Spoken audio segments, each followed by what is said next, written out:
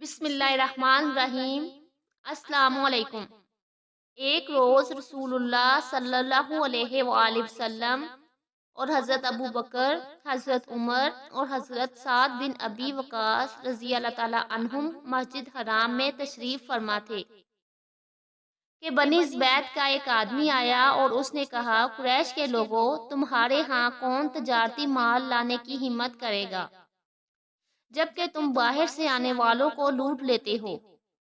حضور صلی اللہ علیہ وآلہ وسلم نے پوچھا کہ تم پر کس نے ظلم کیا ہے؟ اس نے کہا، ابو الحکم یعنی ابو جہل نے۔ اس نے میرے 3 بہترین اونٹ خریدنے کی خواہش ظاہر کی اور ان کی قیمت بہت کم لگائی۔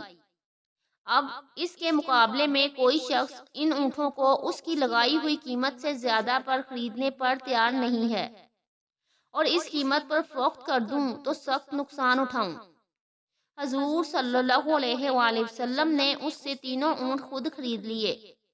ابو جہل دور بیٹھا ہوا خاموشی سے یہ ماجرا دیکھ رہا تھا۔ حضور صلی اللہ علیہ وآلہ وسلم اس کے پاس تشریف لے گئے اور فرمایا، خبردار، جو تم نے پھر کبھی کسی کے ساتھ ایسی حرکت کی جو اس غریب بدو کے ساتھ کی ہے، ورنہ میں بری طرح پیش آؤں گا۔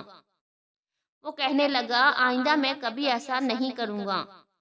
اس پر امیہ بن خلف اور دوسرے مشرکین جو وہاں موجود تھے ابو جہل کو شرم دلانے لگے کہ تم نے محمد صلی اللہ علیہ وآلہ وسلم کے سامنے ایسی کمزوری دکھائی ہے کہ شبہ ہوتا ہے کہ شاید تم ان کی پیروی اختیار کرنے والے ہو۔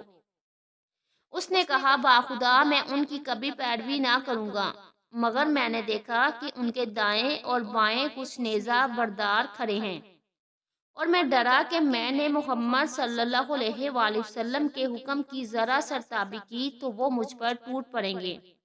جزاک اللہ۔ اللہ حافظ۔